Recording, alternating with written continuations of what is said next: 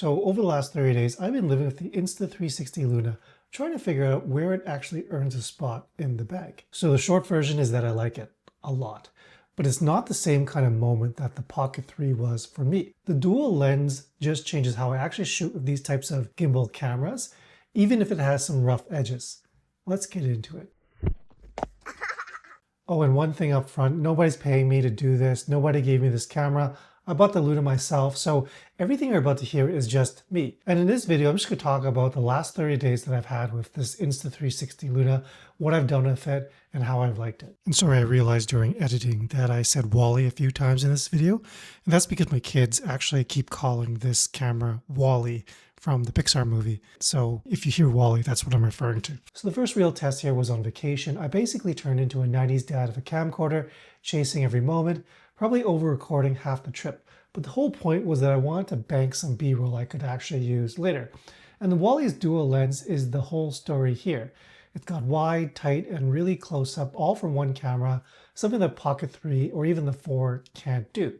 20mm, 40mm, 60mm, and 120mm. 20 is great for landscapes, environmental portraits, and architecture. 40 is good for portraiture and street. And 60mm is really nice for portraits in good light, where the compression starts to show and you get that nice bokeh effect. And 120 is there whenever I need to reach for something at a distance. You could even do 240 with a 12x zoom, but I didn't love the quality at that level.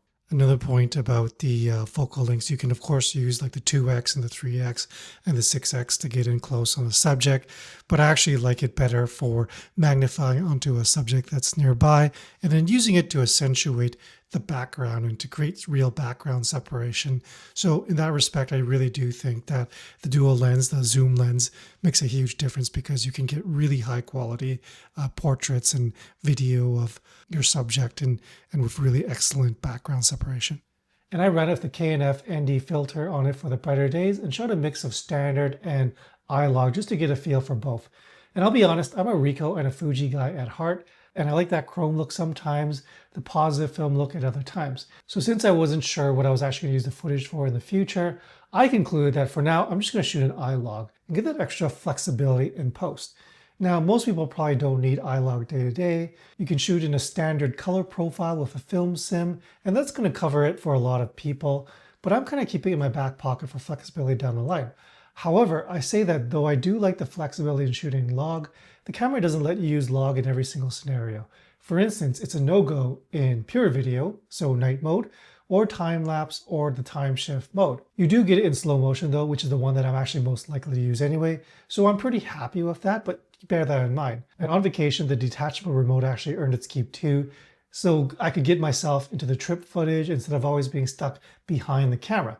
Now, I don't think it's a deal breaker to not have the detachable remote. It's much easier than pairing it with a phone. However, one thing I'll say is that the Insta360 Luna is significantly noticeably bigger than the Pocket 3. And every time I pick the Pocket 3 back up, that size difference does hit me again. But for what the dual lens gives me, I think it's worth the trade. Now, away from vacation mode, does this thing actually get good use day to day? Like when I take it to the office or to the library or the park with the kids or just out and about. Now, first off, I'll say the interface feels close enough to the Pocket 3, which is a good thing. So there's less relearning than I expected. So when I ordered this at the local Carysdale camera, I did hit a snag hunting for the creator combo because I wish I could get that one. I did want the wide angle lens option in there but I can't get it as a standalone accessory in Vancouver yet. Now, I'm not naturally a heavy vlogger, but the ultra wide lens would come in handy because then I'd get a much wider frame that would help me with these kinds of shots. Though if I'm being perfectly honest, I do prefer using an action camera like the Ace Pro 2 or the DJI Action 6. I just find it easier to pick up, frame yourself, and film yourself with. I also noticed when I was on the grouse grind, for instance, that I was pretty worried about dropping the camera onto like rocks, for instance, because it is a relatively fragile camera when you compare it to something like the Ace Pro 2 or the DJI Action 6. So, it's not an all-purpose camera.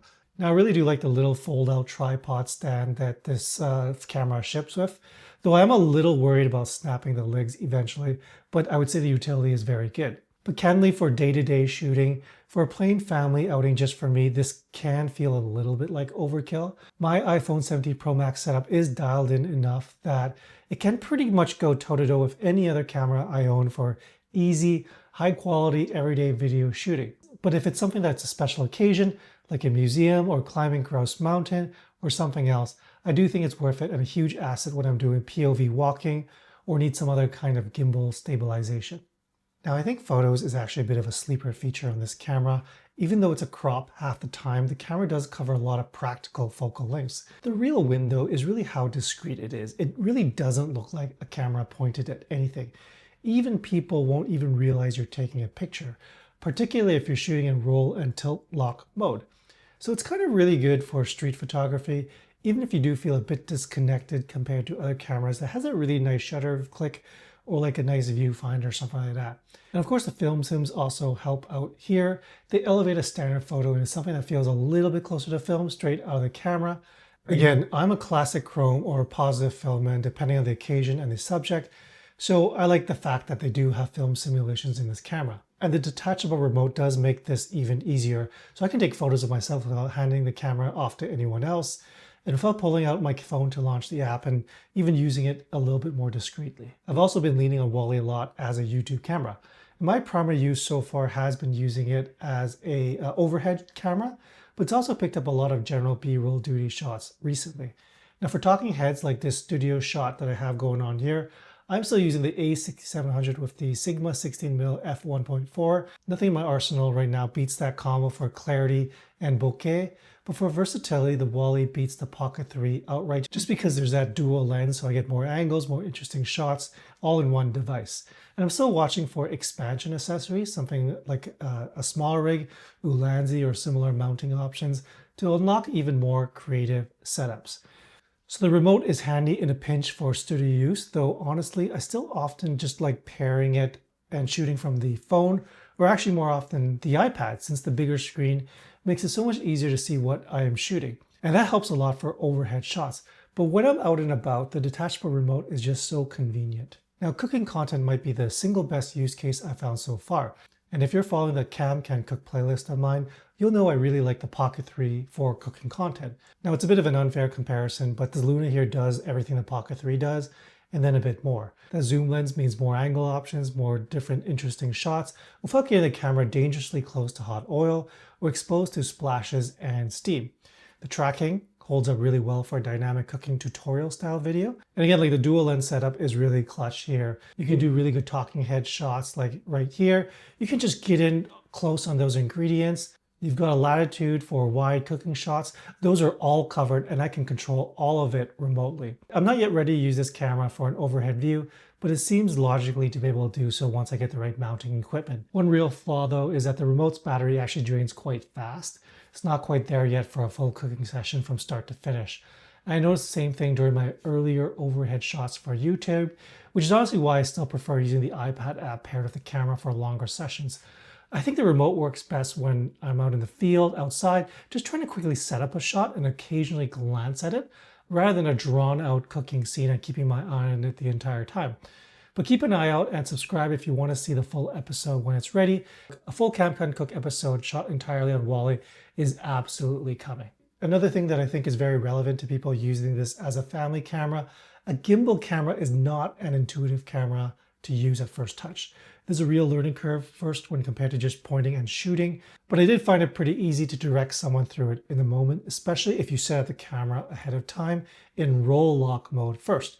And when you do that, it kind of works just like an iPhone that way. Just point it and it'll kind of just get there eventually and much more smoothly. Now, I did hand Wally to my wife, Andrea, who's not particularly techie, to try out. She tended to overcomplicate at first, trying to pan with the joystick instead of moving her arm. But after about 5 minutes of using, she figured it out pretty quickly. I also handed the kids minimal instruction, and they did great with it almost immediately. Even my 6-year-old managed to keep the camera on me while following along. And the kids really love using hand gestures to set the camera up to record themselves. If you think a gimbal camera is really hard for someone to figure out, I don't think so. They're going to figure it out. It's not that hard to use, and just set it up beforehand.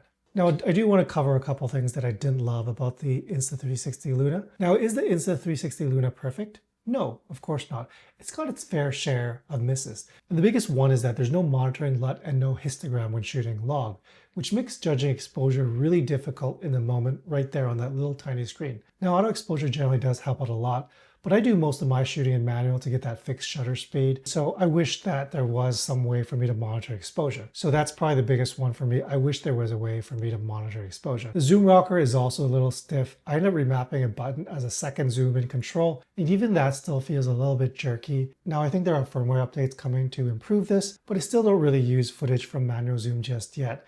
I kind of just use it when it's already zoomed in. Now, finally, it does seem to run warm during longer shooting sessions. Now, it's never shut off on me, even after running it for 45 minutes or so, but it did feel warm when I picked it up, and I don't feel like I ever felt that way with the DJI Pocket 3. So finally, in conclusion, is this the same kind of release the Pocket 3 was for me? Honestly, no. The Pocket 3 was my introduction to gimbal cameras, and it felt revolutionary at the time.